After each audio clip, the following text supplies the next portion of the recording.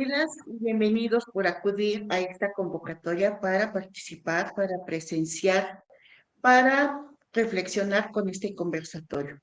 Este conversatorio que hemos titulado Las infancias interrumpidas, violencias, niñez y juventudes. Hoy en día, en el marco del día 25 de noviembre y los 16 días de activismo que culminan el 10 de diciembre, estamos trabajando, estamos dando voz y nos expresamos y exigimos la no violencia hacia las mujeres y las niñas, no más violencia hacia las mujeres y las niñas en todos los contextos, en todo el territorio de nuestro país, en todos los diferentes espacios de nuestro país y para todas y todos, para las niñas, para las adolescentes, para las jóvenes, para las mujeres de todas edades. Este es una situación que se vive en México de manera grave y alarmante. Y alarmante porque los números son altísimos, grave porque está presente en todos los territorios de nuestro país. En este conversatorio participamos mujeres de diferentes espacios, de diferentes territorios, desde diferentes compromisos y desde diferentes responsabilidades con nuestra sociedad, con nuestro país, con los otros, con las otras, con nosotras. Hemos invitado a 4 mujeres especialistas, a 4 mujeres que conocen de esta situación, de estas violencias, de una manera o de otra, desde la vivencia, desde la compartición, desde el acompañamiento, desde la revisión de esos expedientes, desde la entrevista, desde el acceso a la justicia y desde la docencia. Aquí tenemos presente a Mara Muñoz. Bienvenida, Mara Muñoz. ¿Quieres comentarnos qué realizas, por dónde van tus compromisos?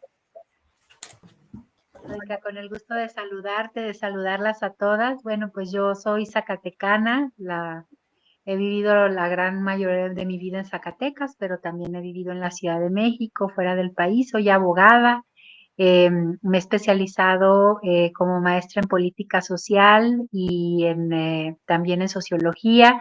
Y bueno, pues la vida me ha llevado a ser feminista, ¿verdad? Por convicción y por necesidad de sobrevivencia desde muy joven, cuando entré en la Universidad Autónoma de Zacatecas a estudiar Derecho, y tuve una maestra, como nos pasa a muchas, feminista, anticapitalista y profundamente empática con las mujeres víctimas de violencia. Entonces ahí, digamos, iniciaron mis caminos y bueno, pues en los últimos 25 o 26 años he estado en este camino del feminismo y actualmente pues soy jueza de distrito en materia penal. Yo durante mucho tiempo acompañé a víctimas de violencia, especialmente de violencia sexual y de feminicidio, como abogada voluntaria en sus procesos y digamos mi trabajo era como consultora en derechos humanos, trabajé para varias organizaciones de derechos humanos, para las Naciones Unidas y pues me postulé en esta elección del Poder Judicial y es así que hoy soy jueza federal, no del acordeón.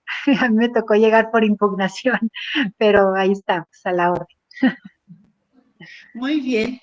Pues estabas reprobada porque no estabas con el acordeón. Pero Me bueno, esta reprobaron, impugnación, me reprobaron, pero me auto reprobé. este trabajo, esta impugnación, este trabajo y este reconocimiento, Mara, y hoy nos congratulamos por tu desempeño, por este compromiso que has adquirido como jueza. Muy bien, felicidades. Ahora quiero presentarles a la maestra María Elena Gómez Navarro. María Elena, platícanos por favor quién eres, qué haces, qué te gusta, en qué te desarrollas. Gracias. Pues bueno, buenas noches a todas. Pues es un gusto estar aquí nuevamente con ustedes. Mi estimada Toika, pues gracias por la invitación. Agradezco mucho por poder compartir, ¿no? En esta hora. en la cual, pues bueno, yo me he desempeñado como promotora cultural de hace muchos años, desde el 2008, pues de mi lengua materna, que es, pues hablo la lengua tzeltal, ¿no? Y entonces, pues he sido promotora cultural, pero también me he desempeñado como pues docente de educación básica en educación indígena. También he elaborado libros de texto, he colaborado con la Secretaría de Educación, he publicado también pues poemarios, hay cosas que no se pueden expresar de una manera literal, sino que a través pues de una manera poética también. En algunas revistas los he publicado.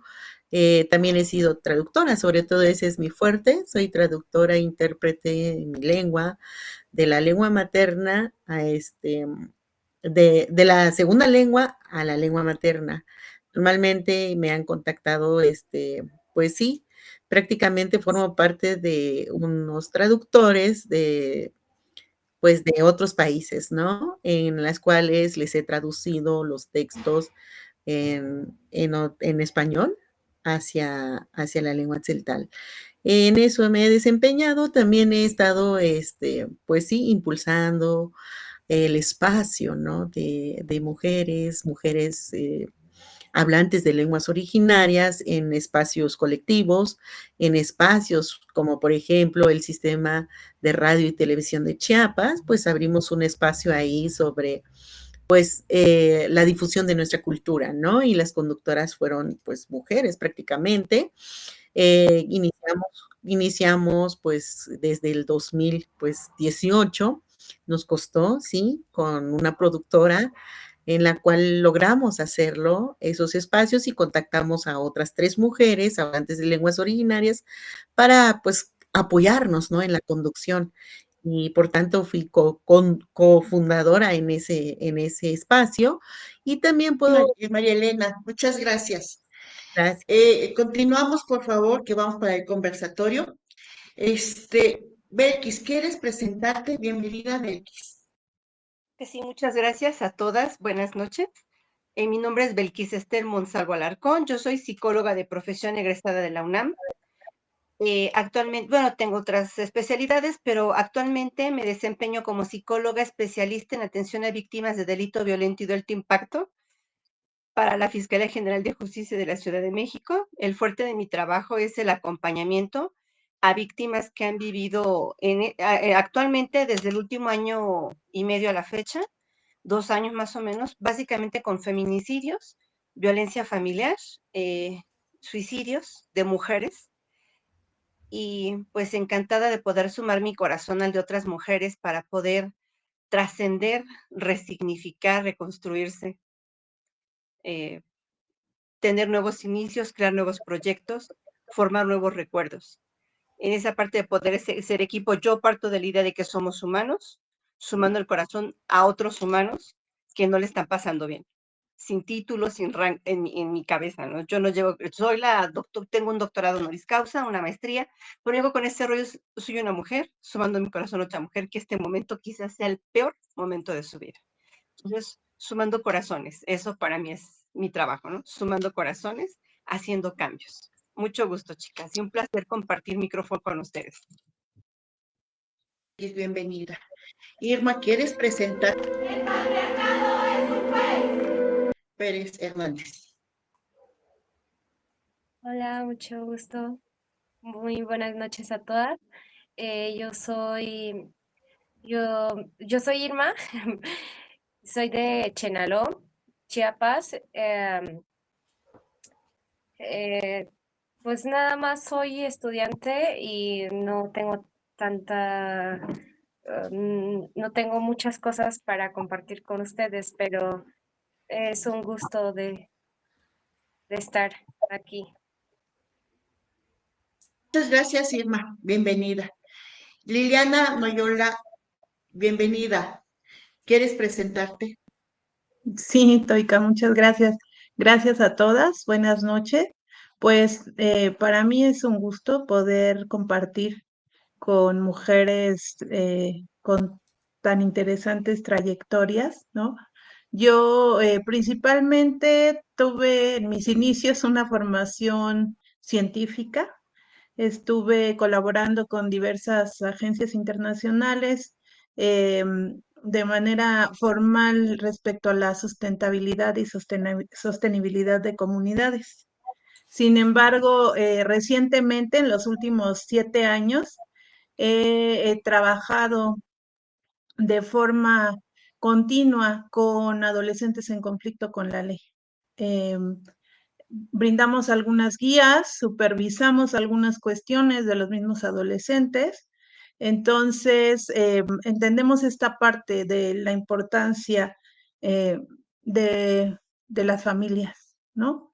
Y dónde radica esta cuestión de las violencias hacia las infancias, hacia los adolescentes. Entonces, yo me siento muy agradecida de estar participando aquí, de escucharlas y poder brindar o participar en estos conversatorios que enriquecen bastante respecto a temas que no son tan visibles, aunque son de gran impacto. Muchas gracias, Toika. Gracias, Lili, bienvenida. Bueno, yo soy Toika Vascos, yo estaré moderando. He sido la convocante a este conversatorio desde la presidencia de la Fundación Onilni Canca. Onilni Canca. El nombre es el insertar y ya nos dirán las compañeras el significado. Tanto Irma como María Elena conocen esto, pero continúo. Mi formación es como maestra en política criminal, pero mis compromisos y mis deberes yo los desarrollo desde mi compromiso político y social como feminista y como mujer de política. Y es desde que estoy en esto, desde que me he decidido a asumir un compromiso como feminista, vengo reconociendo y vengo mirando y vengo lamentando y también, ¿por qué no?, acompañando y viviendo a mujeres, a compañeras de todas edades en la violencia, afectadas por la violencia. Y esto ya tiene muchos años y no, y hacemos cuentas y cuentas y hoy en día sigue habiendo un gran número de mujeres muertas por feminicidio, víctimas de feminicidio en nuestro país. Esto no disminuye. Pero hay algo que me llama en estos momentos la atención y es por eso que les he convocado con mucho gusto, con mucho respeto y con mi admiración a que hablemos de la violencia en los ámbitos de las comunidades rurales, en los ámbitos de las comunidades que no se miran, que no se escuchan, donde pareciera que las mujeres no tienen voz. Y esto también en el marco, como lo he señalado, del 25 de noviembre, el Día por la No Violencia hacia las Mujeres y las Niñas, y los 16 días de activismo. Pero también en el marco de este año que ha sido declarado el año de las mujeres indígenas. Las mujeres indígenas están visibles por sus atuendos, por las bellezas que crean con sus manos, por las bellezas que crean con su mente, la belleza que crean con su cosmogonía, pero no se escuchan sus voces. No se escuchan sus voces en principio porque las comunidades indígenas se dirigen, se gobiernan, se coordinan por los usos y costumbres. Y bajo esta condición es que las voces de las mujeres no se escuchan o se escuchan muy poco. Para ello, el conversatorio va en dos partes. En la primera parte tendremos las intervenciones de la maestra María Elena y de Irma Pérez, que nos relatarán cómo han vivido, cómo han observado, cómo han acompañado a otros en esta en estas situaciones de violencia que se dan en sus espacios, en sus territorios. Irma, ¿tú cómo has vivido esta situación desde tu corta edad en tu comunidad?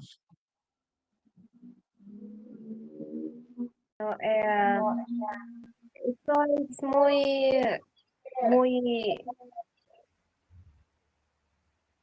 esa, o sea, la violencia de los niños pasa mucho allá, muy a menudo, que por ejemplo no les permite estudiar, sobre todo a las niñas, que los niños sí tienen acceso a la escuela más que las niñas. Y, y sí, en mi caso, pues no me dejaban estudiar tampoco, pero como les digo, que allá en el municipio de donde yo vengo es muy grande la diferencia entre niños y niñas. Que por ejemplo, eh, yo, yo traigo de lo que yo viví con mi familia, que cuando hubo como conflictos familiares y todo eso, eh, nos, mi mamá nos llevó, bueno, ella fue a las autoridades a pedir como ayuda en lo que estaba pasando. Entonces, llevaban testigos, ¿no? Mi mamá nos llevó a nosotras como testigos de que vivimos en la casa y vemos qué es lo que está pasando allí, ¿no? Y mi padrastro llevó a sus hermanos que eran, eh, que tenían cargo antes, que eran pasaros en Brasil, que eran pasaros agentes o algo así. Entonces estuvimos allí y luego, al momento de querer hablar, nosotras levantamos la mano y nos dijeron que no podíamos hablar, que teníamos las mismas palabras que mi mamá, entonces nuestras palabras no eran aceptadas, no nos permitían. En cambio, los testigos de mi padrastro sí les permitieron hablar todos. Entonces es muy feo todo esto, este caso que, que pasa mucho allá en Chenalo. Sí. Gracias. Gracias, Irma. Mayelena, ¿qué nos puedes compartir? Desde tu actividad, tú tienes un contacto cercano y constante con los chicos, las chicas en las comunidades. ¿Qué nos puedes compartir al respecto? ¿Cómo se viven estas situaciones de violencia? Bueno, son diversas las violencias que existen y permanecen en todas las comunidades, pues donde he convivido como docente, pues he estado en la selva, con choles, con hablantes ya no de lenguas indígenas, sino que hablantes de español. Y hoy me encuentro en los Altos de Chiapas, que en varias comunidades he estado, comunidades tzotzilles deltales, pues he observado que en su mayoría se repiten, ¿no? Una de ellas es que la mujer no tiene voz ni voto, culturalmente. La mujer no es participativa en las asambleas desde ahí, porque ellas no es válido lo que ellos pueden, no es válido en los acuerdos, ¿no? Y por tanto, ella no puede tomar la decisión por sí sola en que sus hijos vayan a la escuela, que aprendan, que tengan acceso a la educación, vaya. Justamente, pues es una lucha constante en que las niñas les den la oportunidad. Y cuando les den esa oportunidad, pues tiene que decidir el padre, o sea, un varón, ¿no? La mamá no puede decidir por sí sola. Justo lo acaba de mencionar aquí la compañera de que pues no hay voz ni voto, ¿no? En cuanto a la violencia, si se va uno a resolver esos asuntos dentro de la misma comunidad, porque hay autoridades dentro de una comunidad, después con un juez municipal dentro de un municipio, sucede lo mismo. No, prácticamente la mujer, por más que quiera quejarse, por más que quiera hacer valer sus derechos como persona, como ser humano, pues no es escuchada. Simplemente tiene que esperar a que, el hombre o el esposo, algún varón, pues, si menciona lo que él menciona es lo válido, ese es lo verdadero. pues eso ha sucedido siempre, ¿no? Hoy en día, en pleno siglo XXI, ha costado mucho. Todavía no hay cambios importantes en ese sentido. Aún se sigue manifestándose lo que son los usos y costumbres. Entonces, por más que existen las leyes, que sí, pero también hace falta eh, llevarlos a talleres, llevarlos pues, hacer mucho trabajo, ¿no? Trabajo en cuanto a desde las lenguas maternas, ¿no? Con los varones, con las familias, porque se puede hablar de familias, que la mujer también sepa que tiene derecho de hablar. Los varones también permitir eso, ¿no?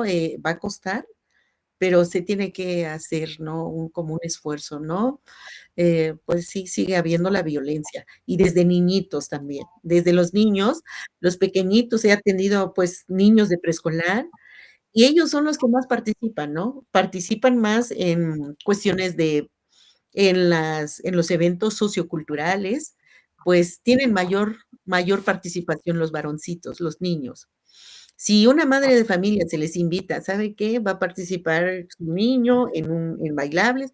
Ah, claro que sí, con gusto. Pero si participa una niña, no. La niñita que está en primero de preescolar o en segundo, si es una niña, escogen entre varón y una niña, pues por supuesto que le dan oportunidad al varón para que participe, ¿no? En algún evento. Entonces, desde ahí esas acciones tan complicadas de entender, de comprender, de que los mismos derechos lo tienen tanto niñas como niños. Entonces, hace falta mucho que hacer, ¿no? Respecto a eso. En cuestiones ya de otras etapas de educación en la secundaria, pues para entrar a la secundaria prácticamente entran más varones. Las niñas, pues son preparadas para estar en la casa, ¿no? Para poder, pues, aprender a moler, atender la casa, atender la familia. Y también, las niñas también muchas veces se quedan, no, yo ya no quiero estudiar, o sí quiero estudiar, pero no me lo permiten. Entonces, como que se resignan, ¿no? Y se quedan en casa, ¿no? Entonces, platico mucho con ellas, hablo la lengua. Entonces, cuando hablamos la lengua, se sueltan y lo dicen, lo mencionan, ¿no? Y entonces hay mayor deserción en niñas, deserción escolar.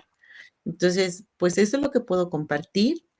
Hay colectivos, hay, grupos en las cuales también han aportado, pero sí hace falta mucho que hacer. Recordemos que nuestras intervenciones son de 4 minutos. Procuremos para que haya otras expresiones. Me regreso con Irma. Irma, ¿puedes tú señalar puedes comentarnos sobre esta práctica que tiene que ver con casar a las niñas a las mujeres cuando todavía aún son niñas, que son en promedio de la edad de 15 años? ¿Cómo es esta práctica en algunos municipios todavía de Chiapas y del país sucede? ¿Cómo es esta práctica? Bueno, esto es lo que todavía hay casos así en las comunidades, sobre todo en el centro bueno, yo les hablo más como en Chenaló, ¿no? Porque es más que yo conozco, que yo vengo de allí, entonces en el centro de Chenaló como que no hay tanto porque ya hay un poco de cambio con, por lo que están con los mestizos y todo eso, ¿no?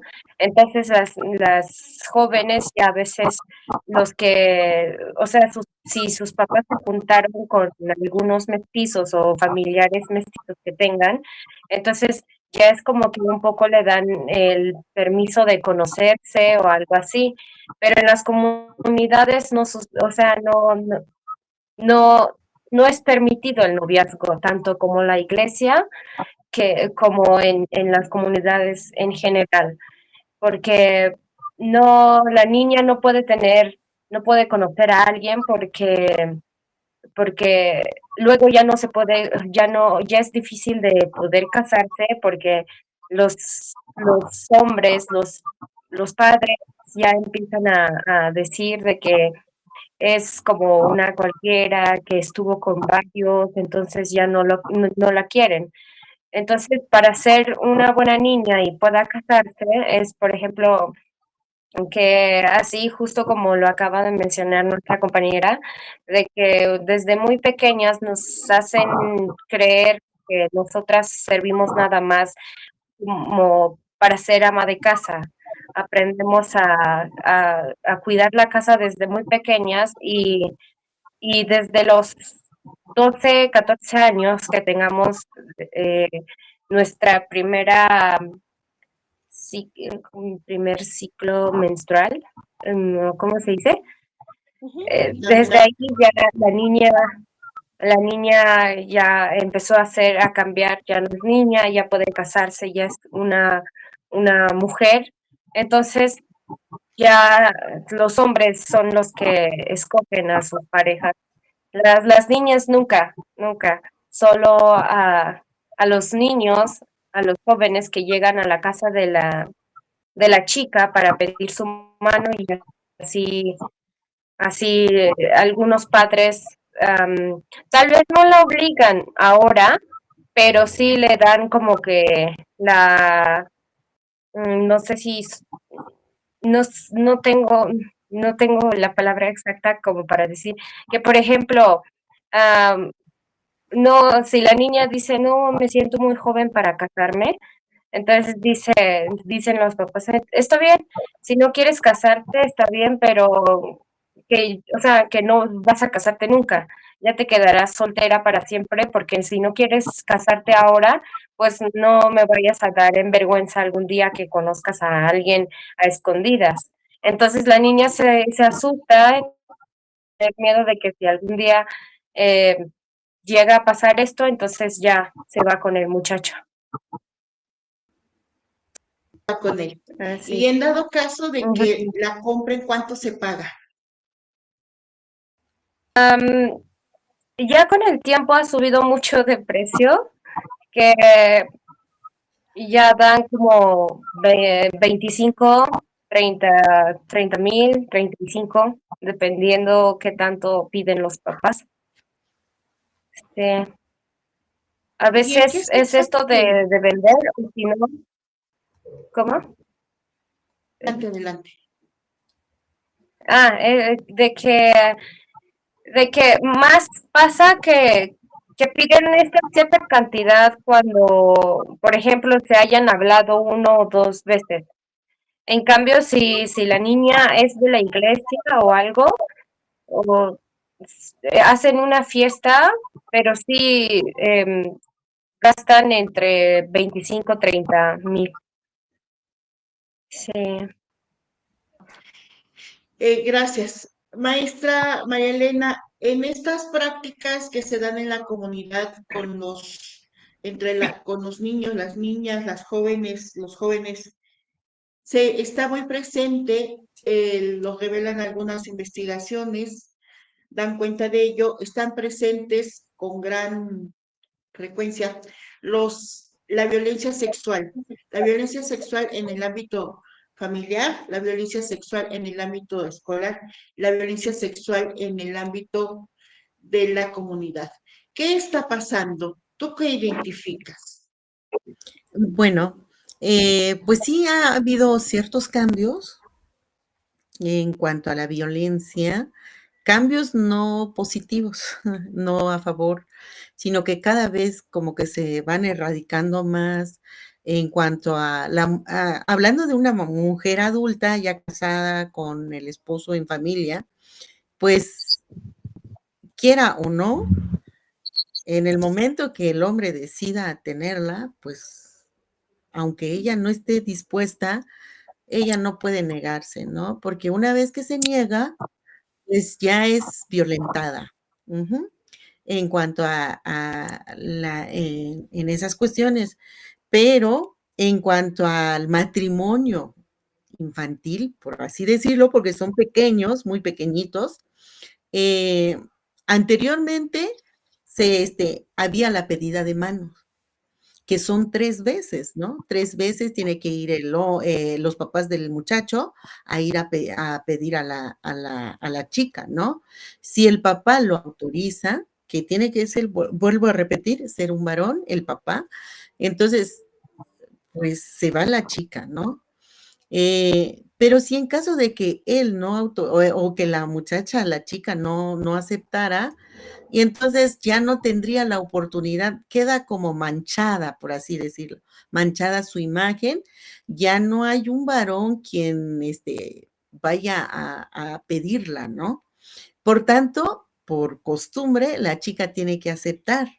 ¿Por qué? Porque ya se fijaron en ella, así era antes, 3 veces y después la boda, ¿no?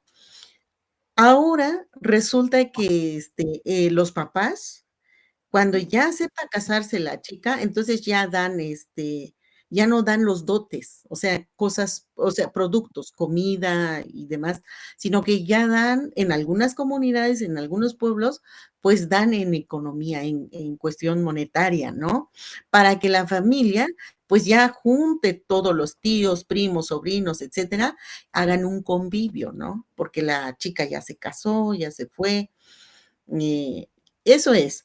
Pero si la chica sale de su comunidad, de su seno familiar, sale sola hacia la ciudad o empieza a independizarse de pequeñas, justo ya lo mencionó la compañera, de que ya no tendrá la oportunidad de casarse con ningún varón, como debe de ser. ¿Por qué? Porque ya pasó los límites de los usos y costumbres, ¿no? De que ya se fue sola y no sabemos qué sucedió allá, ¿no? Y por tanto ya no es valorada y pues bueno, ya se tiene que casar o se casa o no, pero ya es mal vista, ¿no? Ya no entra dentro de la convivencia en la comunidad, ¿no? Como para una boda, como debe de ser.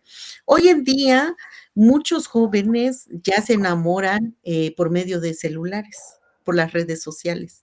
Ya se hablan con eso. Puede ser que el chico o el joven esté en Estados Unidos y ya a través de las redes sociales ya se empiezan a ver y ya las chicas ya se van también, han hecho eso, se van, se enamoran, posteriormente regresan ya para dar el dote que le llaman, ¿no? Y ahora ya es una cuestión económica, monetaria, ¿no? Últimamente se ha hecho así en la comunidad donde yo trabajo, pues así comentan las señoras. Ahorita comentan ellas, ahorita ya no hay respeto para los usos y costumbres, dicen, ¿no? Por lo que se enamoran y desaparecen y se van, ¿no?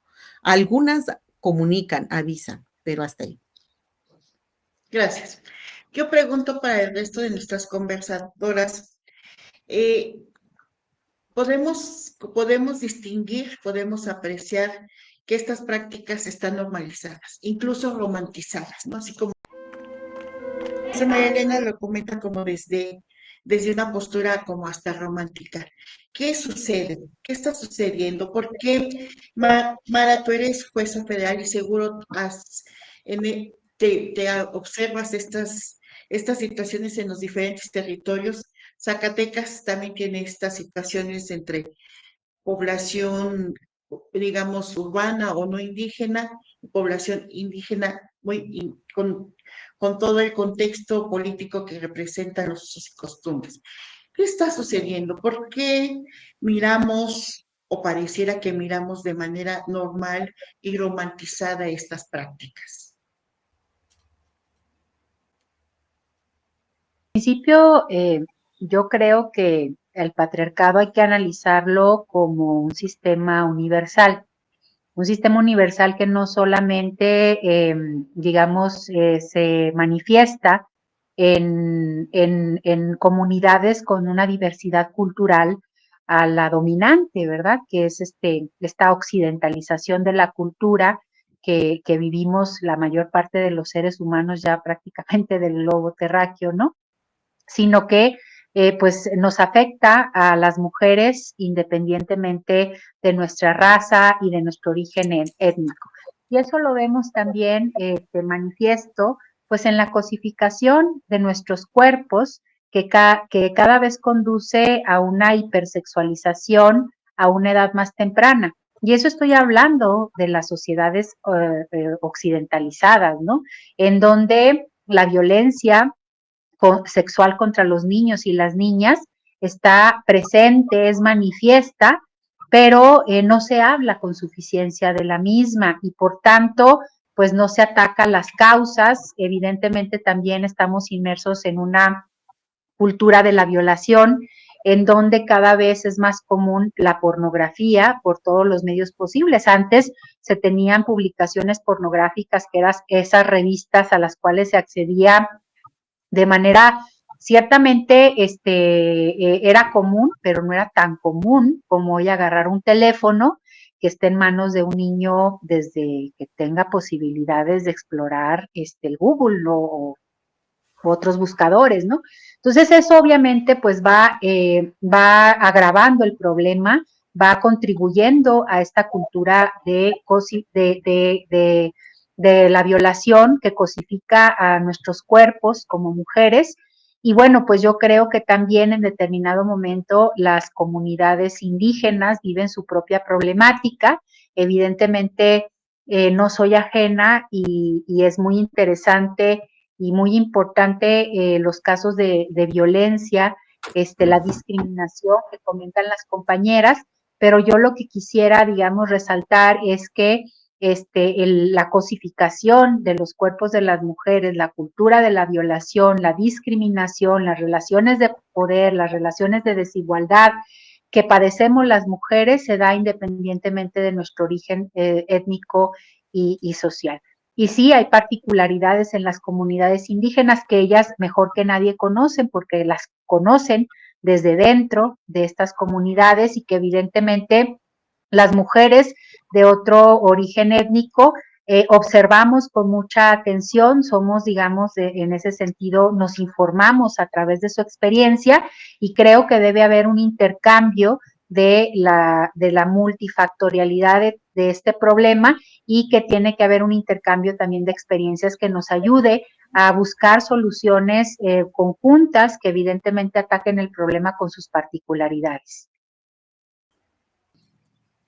Entre estas soluciones conjuntas, me parece que está la denuncia, ¿no? Esta denuncia que vemos hoy en día se ha hecho mucho por reconocer la violencia, se reconoce, tenemos la Ley General de Acceso de las Mujeres a una Vida Libre de Violencia, una ley federal, y que está suscrita por varios estados, está implementada, y tenemos en el Código Federal el feminicidio, etcétera. Pero de acuerdo con lo que nos comenta María Elena, en los ámbitos de los usos y costumbres, parece que, y lo han dicho las dos, María Elena y Juan, la denuncia es como que está en un camino muy difícil, ¿no? Tanto para hacer la denuncia como para atenderse. Tenemos documentado el caso de una niña que fue violada durante muchos años, siendo niña, ¿no? Desde los 7, 8 años hasta el momento en que se suicidó a los 12 años. Esta niña era violada continuamente en un municipio de Chiapas hasta que se suicida. Cuando sucede esto no hay denuncia.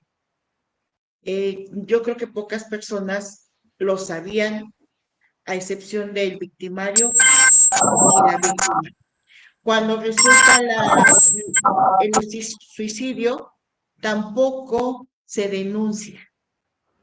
Entonces, este camino es muy difícil, ¿no? Para llegar a la denuncia. Si en otros ámbitos que no son las comunidades indígenas, el camino para la denuncia no es nada fácil, este camino en las comunidades indígenas es mucho más difícil.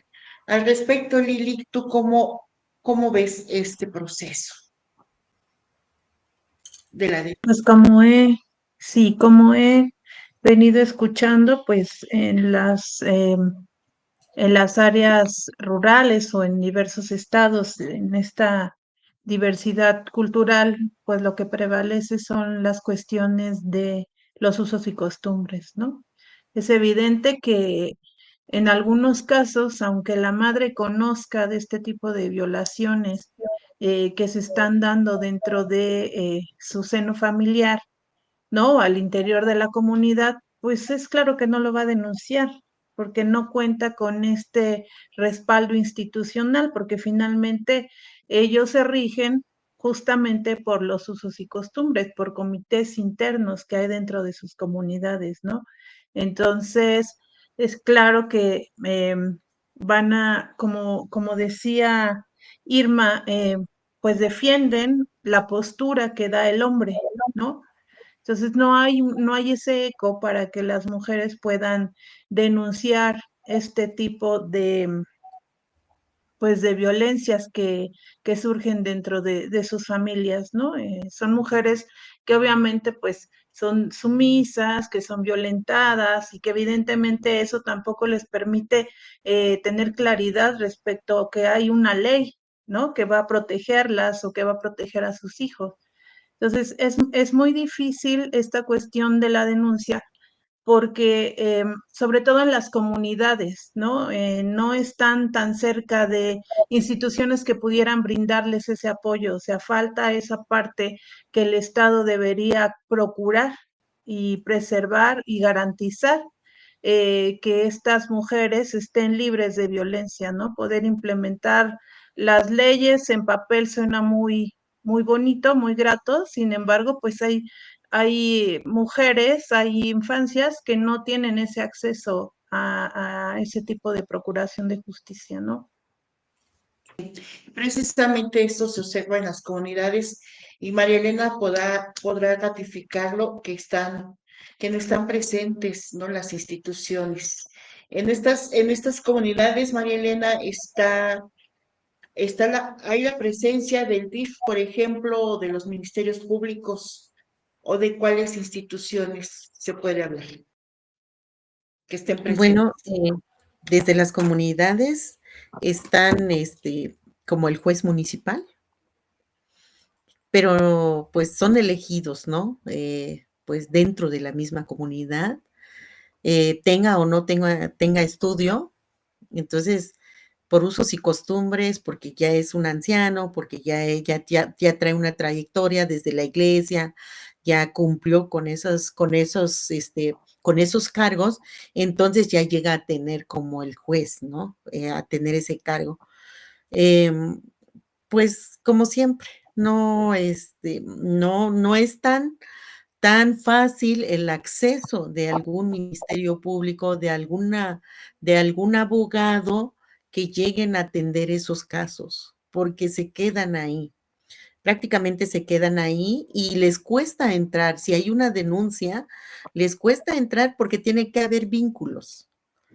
Tienen que vincularse desde el municipio y de ahí desde la comunidad, ¿no? Entonces, pues es difícil el acceso, ¿no? A la justicia en ese sentido. Lo único que quiero, no Sí, sé si adelante, puedo aclarar, adelante. las chicas, las jovencitas, quienes se van sin la autorización de los padres, el mismo varón, el mismo joven, a los pocos días, pues son muy violentadas, inclusive son asesinadas, son golpeadas. Ha habido muchos casos donde las chicas, ¿por qué? Porque dice que se van desprotegidas, ¿no?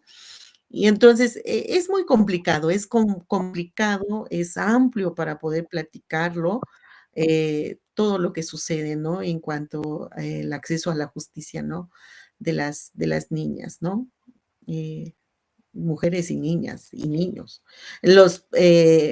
También puedo comentar que cuando una mujer es divorciada, sus niños, sus hijos varones, no tienen acceso a la justicia. ¿Por qué? Porque están desprotegidos, no tienen un padre quien les respalda, ¿no? Son muchos casos, mucho que Sí, comentar al respecto. algo así que nos comentó en un primer momento Irma, como cuando fueron a denunciar, fueron con su mamá y pues a ellos no les dieron la voz. Belkis, desde tu experiencia, ¿cuál es la afectación? Sabemos que hay graves afectaciones, pero si nos quieres dar como como un norte sobre las afectaciones psicoemocionales para los niños, las niñas, para las jóvenes que viven estas violencias y que lo pudieras tú contextualizar en la importancia de la denuncia. Hay una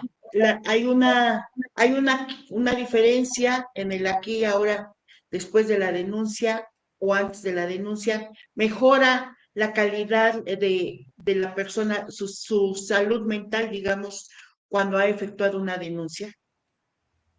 Fíjate que me parece muy interesante tu pregunta, Toika, porque para empezar, el hecho que una mujer tome la decisión de denunciar es muy difícil, porque tiene que sobreponerse a muchas cosas. Una, a la naturalización de la violencia, porque lo que bien decía la maestra, la maestra jueza, se tiene esta idea de que la mujer es cosificada. Dos, desde la parte cultural de es la cruz que te tocó cargar, porque finalmente, pues es lo que te tocaba, porque culturalmente, ¿cómo te vas a salir de un lugar donde la familia te metió a hacer este arreglo de matrimonio?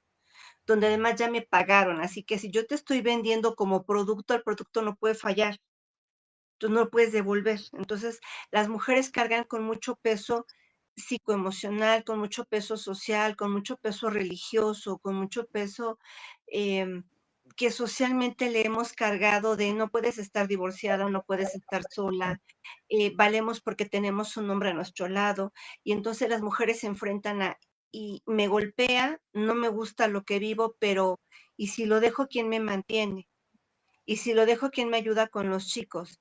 Y si lo dejo, ¿a dónde me voy si vivo en su casa? O él paga la renta, o él está pagando la casa. Entonces, si me voy, mis papás ya no me van a recoger, mi familia no me va a ver bien. Entonces, son mujeres que en verdad se viven solas. Eso por un lado.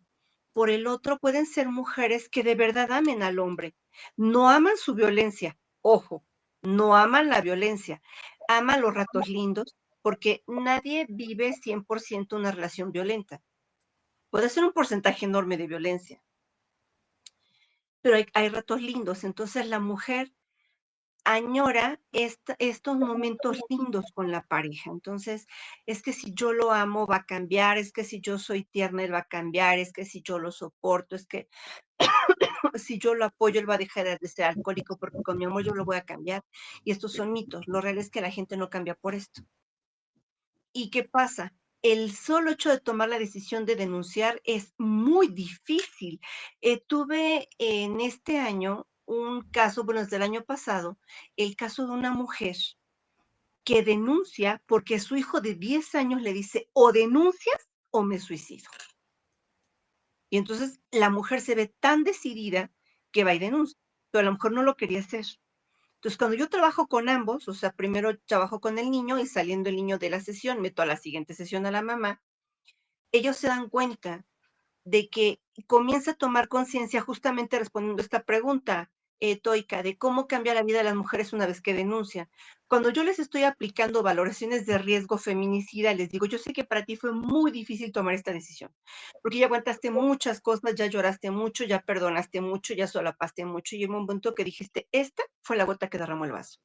Ya no puedo y ya no quiero. Y con todo el miedo del mundo te atreves a hacer esto. Yo te felicito por el valor que tuviste de decir hasta aquí la violencia.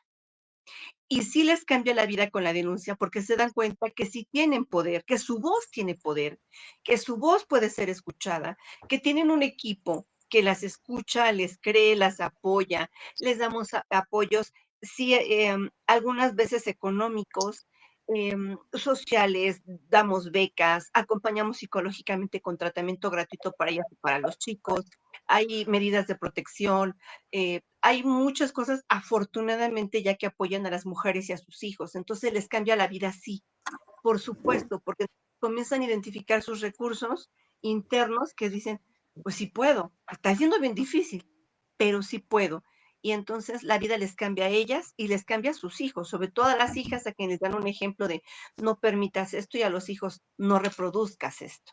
Así que me parece que sí, la cultura de la denuncia es muy importante, aunque es una lucha todavía. Las mujeres tienen mucho miedo para denunciar porque se sienten solas. Gracias, Belkis. Lili, también yo te quiero preguntar, cuando no se denuncia, se pueden cometer otros delitos. Puede haber comisión de otros delitos. ¿Qué pasa? Sucede esto. Sí, pues bueno, considero que es importante comentar que efectivamente cuando dentro de un seno familiar se vive de manera constante la violencia, pues de alguna manera los hijos varones lo aprenden, ¿no? Y después se reproducen estos patrones y estas conductas. Y posteriormente te das cuenta que estos chicos, cuando van adquiriendo más edad, que entran a la adolescencia, ¿no? De que de por sí es una etapa compleja de su desarrollo, pues entran en estos conflictos cuando empiezan a tener sus parejas, ¿no? Y generan violencia hacia la pareja, ¿no? Hay chicos eh, que ya cometen delitos, que violentan a las novias los denuncian y ya se ven inmersos pues en una cuestión que la mamá o que la familia no pudo prever, ¿no? No fue una cuestión de atacar la causa, ¿no? De valoración de la mamá, porque me queda claro que aquí se vive una violencia, pues principalmente, o podría decirlo yo, pues como dentro del seno familiar de la pareja, ¿no? Entonces, pues estas conductas impactan de manera grave a los hijos, porque a veces las familias se separan, ¿no? Y dices, bueno, quizá ahí es la solución, pero te das cuenta que es una espiral de más situaciones que derivan en diversos delitos que pueden estar cometiendo los hijos, donde las hijas repiten los patrones de la madre. Entonces, es una cuestión donde pues no hay al final no hay un eco, no hay una red de apoyo, ¿no? No hay una guía, no hay un centro, no hay un lugar donde ellas sientan como esa confianza de decir, pues alguien oriénteme, alguien apóyeme, alguien ayúdeme, porque pues como no quiero que mi hijo esté en cuestiones de delitos, ¿no? Que tengan que ver con esta cuestión o con esta inercia de las violencias que viven dentro de sus familias, eh, sin embargo, ya no solamente una cuestión de darles una garantía respecto a una protección, sino se tiene que trabajar ahora en otras aristas como cuestiones psicológicas, como cuestiones psiquiátricas, que también vienen acompañadas, ¿no? De esta cuestión de las violencias que sufren las infancias y a su vez que sufren las mujeres. Muchas Tónica, gracias. perdona, Sí, aunado a lo que dice adelante. la licenciada Liliana, otra secuela, yo trabajé 4 años en tribunales de adolescentes y algo que yo noté en un porcentaje importante es que los feminicidios cometidos por adolescentes son contra sus madres, porque hay tanto enojo porque tú te dejas golpear, pero además tú permites que me golpeen. Entonces tú no pones un alto a este hombre, porque así no, yo hablo desde la vista del adolescente, aclaro. Entonces el adolescente lo vive. Mi padre te golpea o tu pareja te golpea y me golpea y golpea a mis hermanos. Entonces puede generar tanto enojo que los chicos llegan a las drogas y al alcohol para poder evadir la realidad que viven, porque es insostenible bajo sus propios recursos internos y externos. Entonces, ¿qué pasa? Que cuando tienen la oportunidad, matan a la mamá y de una forma bastante cruel. Yo he visto, de verdad, porque estoy yo en tribunales de adolescentes y tribunales de adultos, y de verdad que los casos donde a mí me ha tocado asistir, y he asistido como alrededor de 1000 audiencias, no hablo de 3, la cantidad de adolescentes que llegan a asesinos lo hacen con una crueldad impresionante, y los adultos no tienen tanta crueldad para matar a las parejas, no en la mayoría de los casos.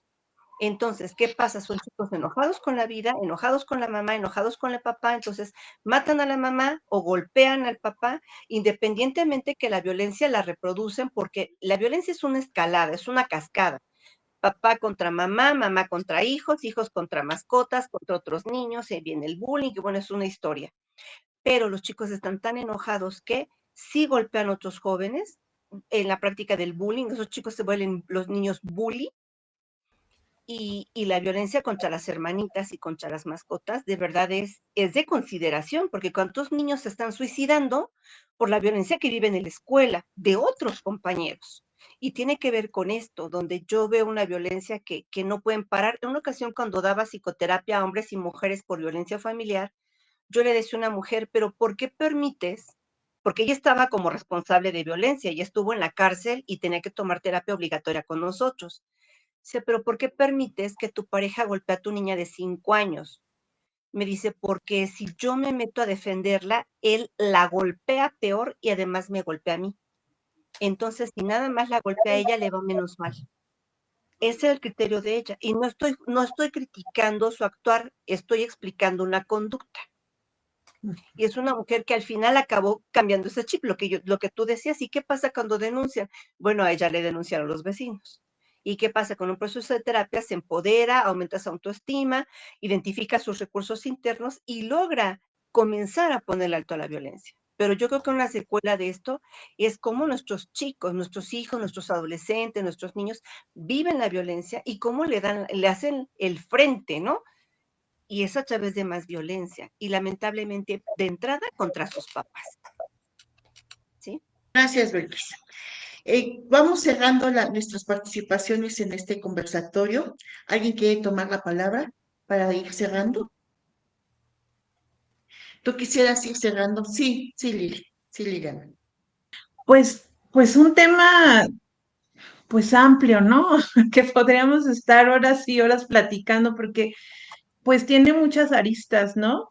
Vemos las cuestiones de desigualdad en las comunidades, los usos y costumbres, las violencias hacia las mujeres, eso cómo repercute en las mismas infancias, las cuestiones que ya derivan en otro tipo de delitos, las cuestiones de feminicidio, entonces las cuestiones de acceso a la justicia, o sea, realmente es un tema que da para mucho, que es muy específico esta cuestión que escucho tanto de la compañera María Elena como de Irma, ¿no? Las vivencias que tienen, que pues realmente son impactantes porque viviendo en la ciudad es tan grande que pues realmente quizá lo ves así como un poco más lejano, ¿no? Pero ellas que lo viven de forma permanente y que se vive dentro de las comunidades, pues es un tema que se debería estar mirando y se debería estar trabajando pues para brindar esa red de apoyo como mujeres, ¿no?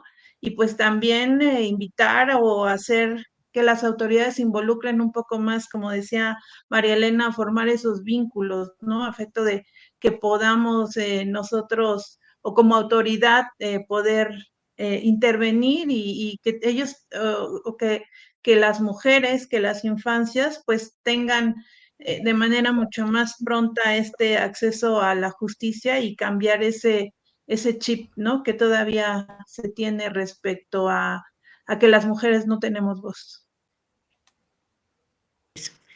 ¿Qué nos puedes compartir, Mara, como para ir cerrando ya el conversatorio? Tenemos esta situación, ¿no? Entre la violencia, las víctimas, los victimarios y la denuncia.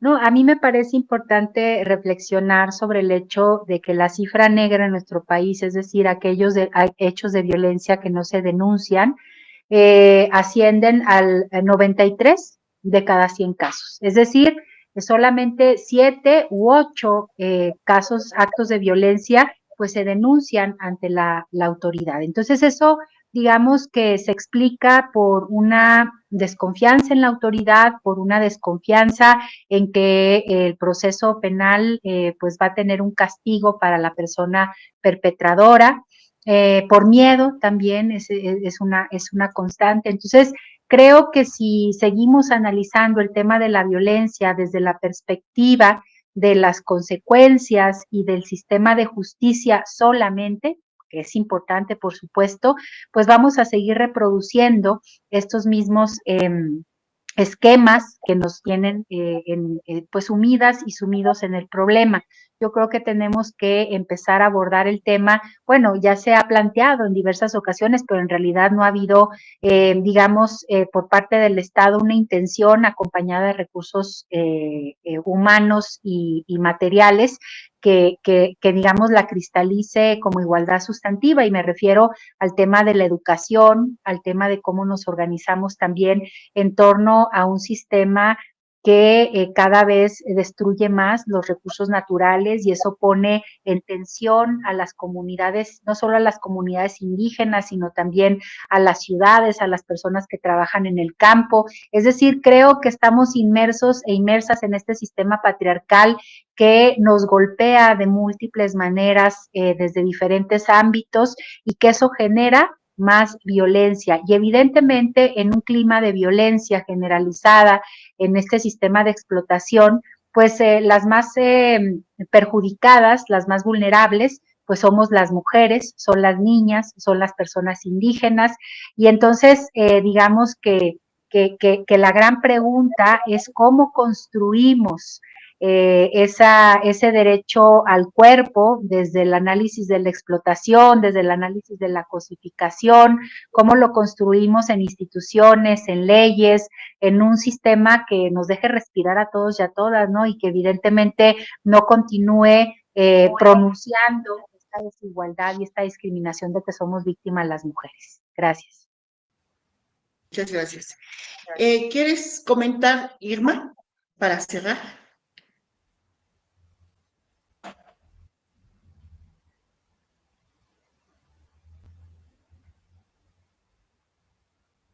Con tu micrófono abierto, por favor. Está cerrado. Tu micrófono, por favor.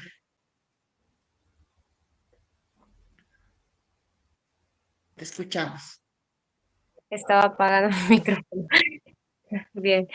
Que sí, o sea, que es muy feo este caso, pero ojalá podamos conseguir algo, podamos hacer algo para ayudar, para cambiar esto sobre la violencia de las mujeres. Sí, ya no tengo más palabras. Gracias. María Elena, ¿quieres compartir algo a manera de cierre? Sí, justamente en algunos casos que he logrado ver, cuando se atreven a denunciar es porque alguien más los ha acompañado, porque alguien más les ha dado ese apoyo, ¿no? Entre mujeres, quienes han salido, o alguien más, y ¿por qué no haces esto?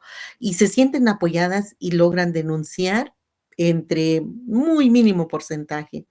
Cuando ellos hacen, son expulsadas. Vienen a las ciudades a refugiarse y encuentran apoyo con otras entre mujeres, ¿no? Cambian también su mirada, empiezan a cambiar la vida, llegan a sufrir, pero también su pensamiento, ¿no? Y muchas veces dicen, bueno, qué bueno que lo hice, si no me hubiese quedado en la comunidad, en algunos casos, pero vuelvo a repetir, muy mínimo porcentaje, casi nada. Entonces, pues es bueno ampliarlo, es bueno continuar, pues con este tipo de charlas, a mí me fortalece, la verdad, me fortalece mucho escuchar a profesionistas en cuanto a este tipo de violencias, a mí me ayuda mucho también, y me anima a continuar también acompañando a algunas. Creo que poco a poquito tenemos que seguir avanzando, tenemos que cambiar nuestra historia, ¿no?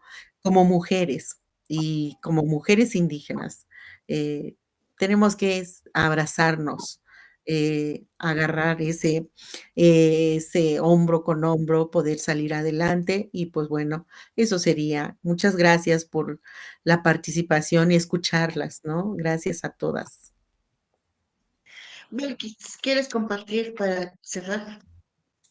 Pues yo quisiera compartir dos ideas.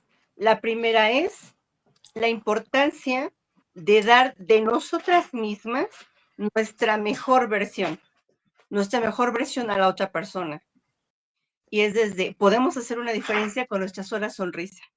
Cuando llega alguien a nuestra atención, podemos haber tenido un día, hoy tuve un día muy pesado, hablé todo el tiempo, por eso se me escucha la voz como extraña, todo el día estuve hablando, y a pesar de eso, a la siguiente persona con la que trabajé, sonreí, la pasé con gusto, mi lugar tiene flores, tiene mariposas, sonrío, y esa sonrisa puede hacer la diferencia y le puede dar la seguridad a la persona que está enfrente, que iba con el nervio de, ¡oh! Estoy aquí, no estoy segura de hacerlo. Tranquila, siéntate, este es tu lugar seguro, ¿no? Y desde esta actitud amable, y cómo abrazamos la mente y el corazón de la otra persona con nuestra actitud. Uno. Y la segunda historia rapidísima. Yo creo que han escuchado ya esa historia. Se ven dos hombres caminando en una playa, uno en sentido contrario al otro, y uno observa que el otro se agacha y tira cosas al mar. Y se agacha y tira algo, y sigue caminando y se agacha y tira algo. Entonces, cuando se va acercando el otro hombre, le dice, se da cuenta que lo que está haciendo es que está arrojando estrellas de mar que se quedaron varadas en la playa por la corriente, por el oleaje. Y entonces se acerca el hombre y le dice, ¿te diste cuenta que son demasiadas estrellas? No vas a poder salvarlas a todas. Y entonces el hombre se levanta y avienta la siguiente y dice, sí, pero para esta ya no fue igual. A esta ya la salvé, ¿no? Para esta ya no fue lo mismo. No podemos salvarlas a todas, pero con que cambiemos la vida de una, ya la hicimos. Porque esa una será una influencia para otra que diga, yo lo hice, valió la pena, vamos. Sí se puede. Y entonces, ¿cuántas podemos salvar en un buen término? ¿Cuántas de ellas podemos nosotros tocar su vida, impactar su vida, permitirle que piense de una forma diferente, con una sonrisa, con un buen trato, con decirle, tú vales, créetela, y por esta estrellita, por esa mujercita que yo volví a aventar al mar, valió la pena. Muchas gracias por la invitación, maestra Toike, y gracias a todas ustedes por poder compartir este espacio con ustedes y su hermoso conocimiento y experiencia. Muchas gracias. Muchas gracias. Pues así vamos dando fin a este conversatorio que hemos titulado Las infancias interrumpidas, violencias, niñez y juventudes.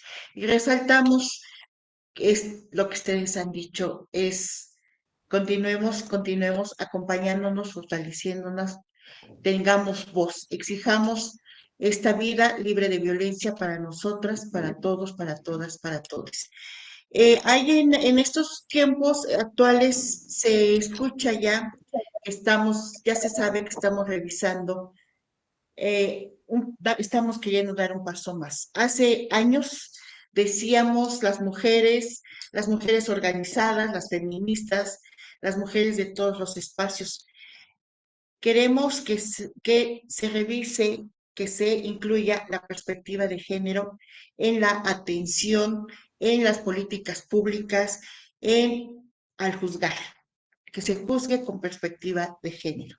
Hoy estamos revisando y estamos proponiendo que se incluya la interseccionalidad. La interseccionalidad que nos habla justamente de estas diferencias, de estos territorios, de esto que todavía no se reconoce, que no se trae a los expedientes, que no se trae a las denuncias, que no se haya traído a los estudios, análisis. Ya se empieza, claro, y ya está presente, pero lo queremos como una forma, de forma real, de forma aplicada. La interseccionalidad. Ya hablaremos de ello en el siguiente momento. Muchas gracias. Sean bienvenidas, bienvenidos a este espacio y pues espero que nos encontremos pronto.